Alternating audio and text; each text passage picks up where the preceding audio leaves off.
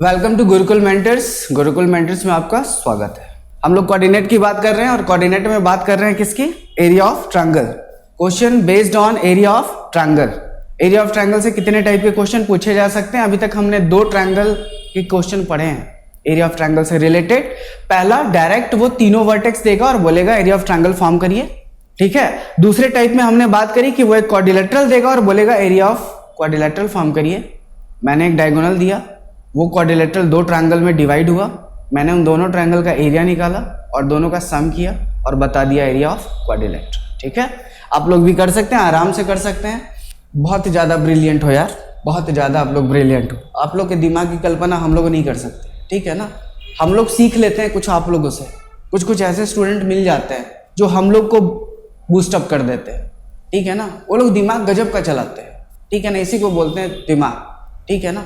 आप ही लोग से सीखा हूँ और किसी से नहीं, एक स्टूडेंट से ही सीखा हूँ, ठीक है। चलिए ध्यान से तीसरे टाइप की बात करें, based on area of triangle. तो तीसरे टाइप का क्वेश्चन वो कहा क्या कि लो मैंने तुमको एक ट्रायंगल दे दिया, लो मैंने तुमको एक ट्रायंगल दे दिया, लेकिन उस ट्रायंगल के एरिया फॉर्म नहीं करना है। उस ट्रायंगल के साइड्स के मिड पॉइंट को जो कनेक्ट करके जो ट्रायंगल फॉर्म हुआ उसका एरिया ऑफ ट्रायंगल निकालो। कहने का मतलब ये हुआ, आप थोड़ा ध्यान से देखिएगा क्वेश्चन क्या बोला। Find the area of triangle. आपको एरिया ऑफ ट्रायंगल फाइंड करना है। Found by joining the mid points of the sides of triangle whose vertices are A, B and C. एक ट्रायंगल आपको दिया गया, एक ट्रायंगल आपको दिया गया, ए बी सी। वर्टेक्स भी दे दिए गए, ए के कितने हैं? 2 and 1, बी है 4 and 3 और सी है 2 and 5। इससे आपको कहा गया आप सॉल्व करिए। इसको सॉल्व नहीं करना है, क्या कह रहा है? Formed by joining the mid points of the sides. तीनों साइड्स के कहीं ना कहीं तो मिड पॉइंट होंगे, होंगे ना मिड पॉइंट। अगर दो, एक छोड़ यहां एक छोड़ यहां, बीच का पॉइंट भी कहीं ना कहीं होगा, उसी को मिड पॉइंट बोले। पिछले लेक्चर वीडियो में मैंने मिड पॉइंट का फॉर्मूला थोड़ा बताया था, ठीक है। अगर नहीं तो फिर से देख लीजिएगा। ए बी का mid point that means D, नाम दे देते हैं ताकि मैं उसको पहचान पाऊं।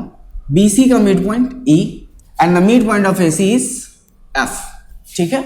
इन तीनों को कनेक्ट करके एक ट्रायंगल फॉर्म हुआ। नॉर्मल सा बात है, 3 पॉइंट है तो एक ट्रायंगल ही फॉर्म होगा। पिछले बार मैंने बात की थी, 2 अगर पॉइंट हो तो एक स्ट्रेट लाइन फॉर्म करेगा, 3 पॉइंट हो तो एक ट्रायंगल फॉर्म करेगा, 4 पॉइंट हो तो एक क्वाड्रिलेटरल फॉर्म करेगा, ठीक है ना। बशर्ते वो कोलिनियर नहीं होनी चाहिए। इतना बात अपने दिमाग में आप रखोगे कि वो पॉइंट्स कोलिनियर नहीं होने चाहिए। अगर कोलिनियर हुआ कोई शेप फॉर्म नहीं होगा, कोई शेप फॉर्म नहीं होगा, क्योंकि पिछले क्लास में हमने पढ़ चुके हैं कि what is collinear? The points, the more than 2 points which lie on the same line. एक लाइन पे लाई करे तो जब एक लाइन पे ही लाई कर दी गया चारों पॉइंट तो कोई शेप फॉर्म नहीं होगा, ठीक है। यहां पे आइए, तो कहा कि मैंने एक ट्रायंगल दिया, इस ट्रायंगल का एरिया फॉर्म नहीं करना है, इस ट्रायंगल का एरिया फाइंड नहीं करना है, इस ट्रायंगल के मिड पॉइंट से कनेक्ट होकर जो ट्रायंगल बना है उसका एरिया आप निकालो, ठीक है। मैं निकाल दूंगा, लेकिन अगर मुझे वर्टेक्स पता हो तो, अगर मुझे डी ई एफ का अगर वर्टेक्स पता चल जाए, मुझे कुछ नहीं करना है, एरिया ऑफ ट्रायंगल अप्लाई करूंगा और यहां पे एरिया ऑफ ट्रायंगल फॉर्म हो जाएगा। लेकिन उससे पहले का काम क्या है?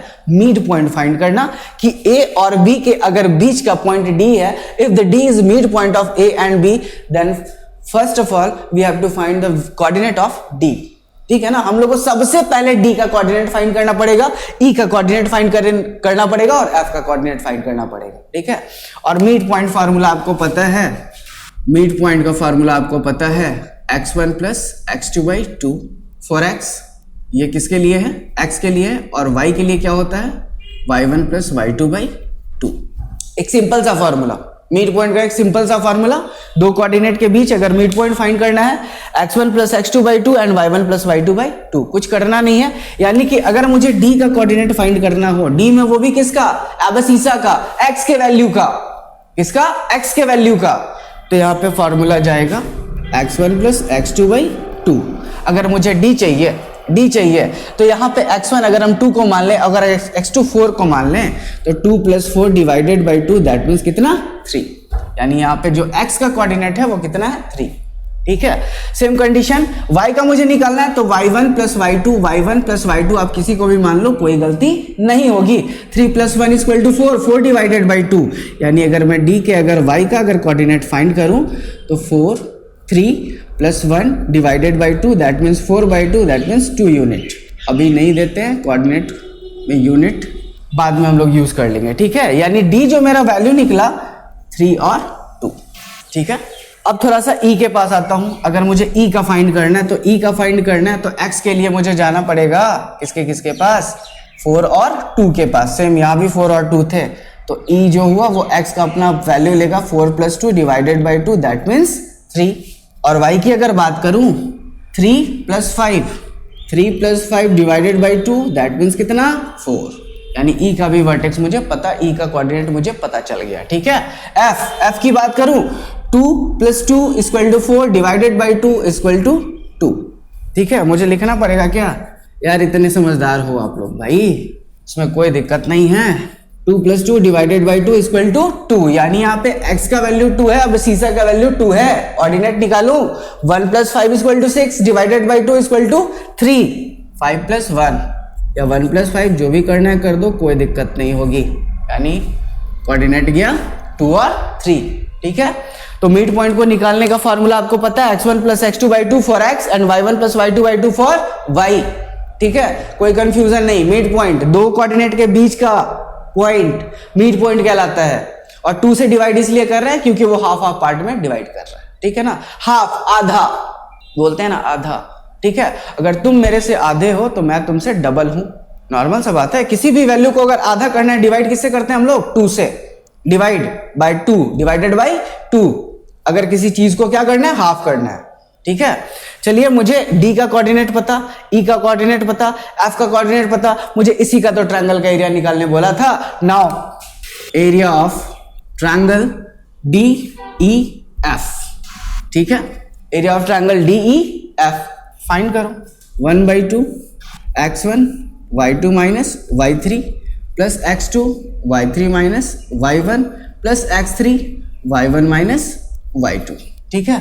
मैं बार बार फॉर्मूले को इसलिए लिख रहा हूं, मैं बार बार फॉर्मूले को इसलिए बोल रहा हूं ताकि आपको याद हो जाए, ठीक है ना। और याद करने का तरीका मैंने बताया था, x1 बाहर है तो y1 अंदर नहीं, x2 बाहर है तो y2 अंदर नहीं, और x3 बाहर है तो y3 अंदर नहीं। इसको याद रखिएगा, आप गलती ना करो, ठीक है ना। फॉर्मूला मिस्टेक ना करो, शायद वहीं पे गलत हो जाओगे। और सीबीएसई पैटर्न के अनुसार आपको पता होना चाहिए कि अगर आप ये फॉर्मूला लिख देते हो आपको 1 मार्क्स मिल जाता है। आप इसके आगे सॉल्यूशन करो या ना करो, आपको 1 मार्क्स यहीं पे मिल जाएगा। कहते हैं ना, स्टेप मार्किंग होती है, सीबीएसई में स्टेप मार्किंग होती है, ठीक है ना।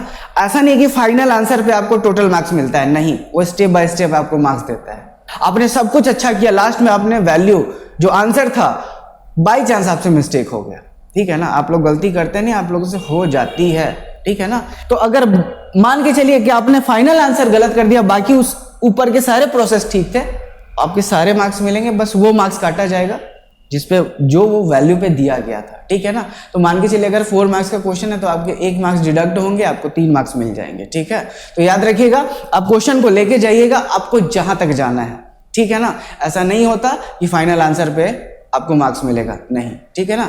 स्टेप मार्किंग होती है, याद रखिएगा। चलिए अब हम लोग वैल्यू पुट कर लेते हैं। इसको मान लेते हैं x1 y1, इसको हम लोग मान लेते हैं x2 y2, और इसको मान लेते हैं हम लोग x3 और y3, ठीक है। अब आराम से वैल्यू फाइंड करना है।